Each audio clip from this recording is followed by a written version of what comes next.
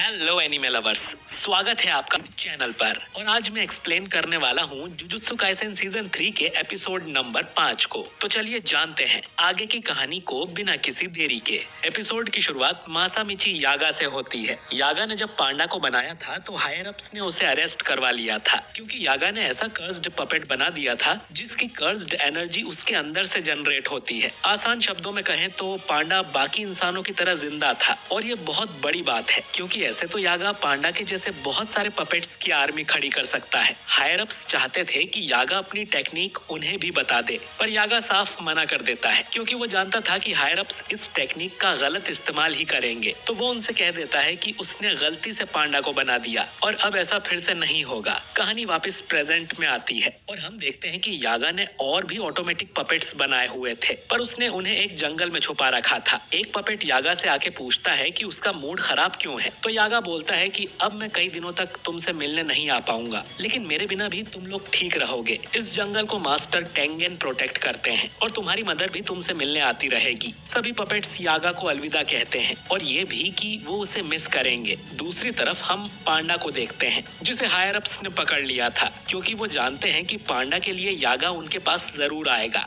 लेकिन कासुकाबे पांडा को आजाद कर देता है और बोलता है कि यागा ने मुझ पर एक एहसान किया था और मैं उसका बदला चुका रहा हूँ। असल में कासुकाबे की एक बहन है जिसका बेटा ताकेरू अब इस दुनिया में नहीं है। इस बात से उसकी बहन को बहुत बड़ा सदमा लगता है और वो ठीक से चल भी नहीं पाती थी। तो यागा ने उसके लिए एक पपेट बनाया था जिसमें उसने ताकेरू की इंफॉर्मेशन डाली थी, जिससे ये पपेट बिल्कुल ताकेरू की तरह बात कर रहा था। उसे देख कासुकाबे की बहन सदमे से बाहर आ गई थी और उसने उस पपेट को गले लगा लिया था। यागा बोलता है कि वो लोग इस पपेट को अपने साथ नहीं ले जा सकते, वरना हायर अप्स को पता चल जाएगा। कासुकाबे की बहन इससे मिलने इसी जंगल में आ सकती है। कासुकाबे इसके लिए यागा को शुक्रिया बोलता है। खैर, कहानी वापस प्रेजेंट में आती है। यागा के सामने एक मास्क पहना सॉर्सरर आता है और उससे पूछता है कि वो कहाँ जा रहा है। तो यागा बोलता है कि अपने बेटे पांडा से मिलने। वो सॉर्सरर कहता है कि हायर अप्स ने तुम्हें मौत की सजा सुनाई है, अगर तुम बचना चाहते हो तो बता दो कि ऑटोमेटिक पपेट्स कैसे बनाते हैं। यागा बोलता है कि गोजो नहीं है तो तुम लोगों की हिम्मत कुछ ज्यादा ही बढ़ गई है, और वो लड़ने को तैयार हो जाता है। तभी उसे गिटार की आवाज सुनाई देती है और वो देखता है कि गाकुगांजी भी उसे यहाँ मारने आया था। इनमें लड़ाई होती है और ये यागा को बुरी तरह से घायल कर देते हैं।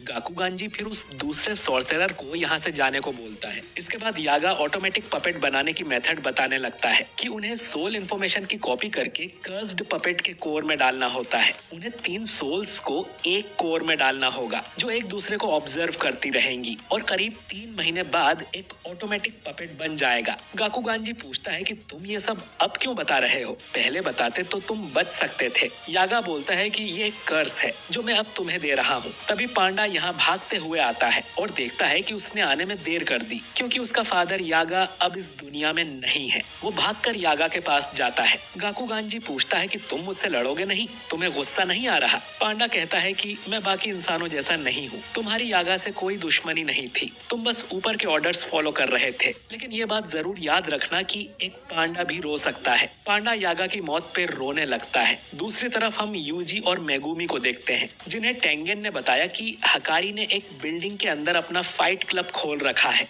जहां आम लोग सट्टा लगाने आते हैं और सॉर्सरर आपस में फाइट करते हैं। बिल्डिंग में घुसने से पहले मेगुमी और यूजी अपने कपड़े बदल लेते हैं, क्योंकि अगर हकारी को पता चला कि वो लोग जुजुत्सु हाई के स्टूडेंट हैं तो वो भाग जाएगा। हकारी ने हायर अप्स से लड़ाई कर ली थी और उसे स्कूल से सस्पेंड कर दिया गया था। यूजी पूछता है कि वो हमारी मदद करेगा भी। मेगुमी बोलता है कि वैसे तो वो बहुत बड़ा कमीना है, लेकिन यूता ने भी बोला है कि वो उससे भी ज्यादा स्ट्रॉन्ग है, तो हमें किसी भी कीमत में उसे कलिंग गेम्स में लेकर चलना है। एंट्रेंस पर इन्हें बॉडीगार्ड्स मिलते हैं जो बोलते हैं कि ये बच्चों के घूमने की जगह नहीं है, यहाँ से चले जाओ। मेगुमी बोलता है कि वो फाइट क्लब के लिए आए हैं, तो गार्ड उसे मुक्का मार के डराने की कोशिश करता है, लेकिन मेगुमी अपनी जगह से हिलता भी नहीं। गार्ड बोलता है कि फाइट क्लब का पहला रूल है कि फाइट क्लब के बारे में किसी को नहीं बताते। मेगुमी बोलता है कि मुझे जिस फाइटर ने बताया था मैं उसे मार चुका हूँ और अब मैं खुद उस फाइटर की जगह लड़ने आया हूँ। तभी उस गार्ड को अपने बॉस का कॉल आता है और वो बोलता है कि बॉस मान गए हैं, लेकिन फाइट में हिस्सा मेगुमी नहीं बल्कि यूजी लेगा। मेगुमी समझ जाता है कि इनका बॉस हकारी है और उसने सीसीटीवी में इन्हें देख लिया होगा। अब यूजी का काम है अंदर सबको इम्प्रेस करके किसी तरह हकारी से मिलना। वहीं मेगुमी बाहर से अंदर घुसने की कोशिश करेगा। अगर वो पकड़े गए तो उन्हें सारे गार्ड गार्ड्स को पीट कर हकारी तक जाना होगा,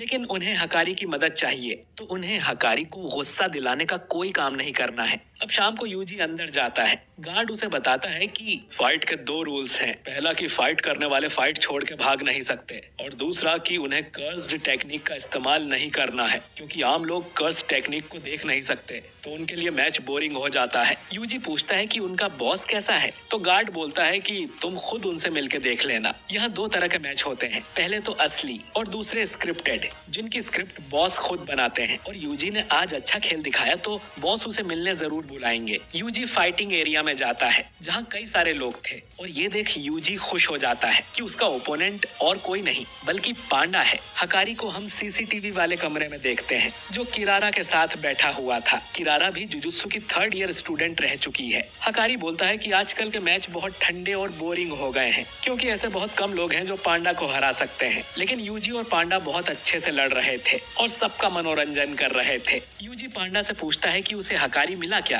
तो पांडा कहता है कि नहीं। यूजी पांडा को हल्के से पंचेस मार रहा था, और पांडा ऐसे चिल्ला रहा था जैसे उसे बहुत दर्द हो रहा हो। यूजी अब उसे एक नकली मुक्का मारता है, और पांडा दूर जाके गिरता है और बोलता है कि अरे बहुत जोर से मारा रे, मैं तो हार गया।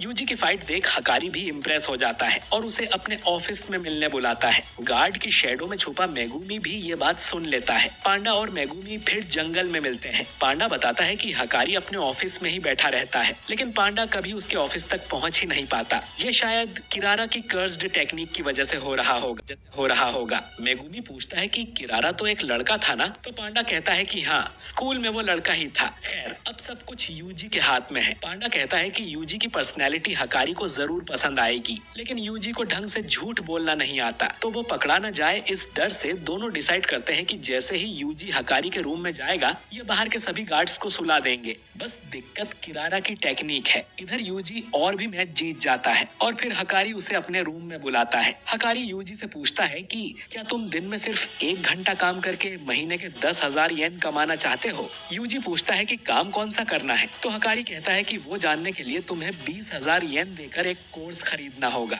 यूजी बोलता है कि ये तो स्कैम है। हकारी कहता है कि बिल्कुल सही कहा, ये एक काफी जाना माना स्कैम है, जिसमें एक आदमी खुद अमीर होने का नाटक करता है और बोलता है कि तुम्हें भी अमीर होना है तो मेरा कोर्स खरीद लो। लेकिन काफी मूर्ख लोग हैं जो इसमें फंस जाते हैं, और इसका कारण है गर्मी। सबके अंदर गर्मी होती है अमीर बन के अपनी जिंदगी बदलने की। इसके बिना तो लोग प्यार भी नहीं कर सकते, और हकारी को गर्मी बहुत पसंद है, और गर्मी का मतलब है गैम्बलिंग। दुनिया का हर आदमी जुआ खेलता है, और वही लोग इसे बुरा बताते हैं जिन्हें हारने से डर लगता है। हकारी के लिए जुआ ही जिंदगी है, और वो अपने फाइट क्लब को पूरे देश में फेमस करना चाहता है, ताकि सब लोगों की गर्मी उसके कंट्रोल में हो। कर्स्ड स्पिरिट्स के बारे में अब आम जनता को भी पता चल गया है, और जुजुत्सु सॉर्सरर्स की बैंड बजी पड़ी है। यही सबसे अच्छा मौका है अपना बिजनेस बड़ा करने का, और वो यूजी को भी इसका हिस्सा बनाना चाहता है। तभी हकारी को किसी का कॉल आने लगता है। हकारी अब यूजी से पूछता है कि कुछ ठंडा पियोगे, तो यूजी बोलता है कि कुछ भी चलेगा, बस दारू नहीं। हकारी बोलता है कि तुम्हें पता है सातोरु गोजो भी दारू नहीं पीता।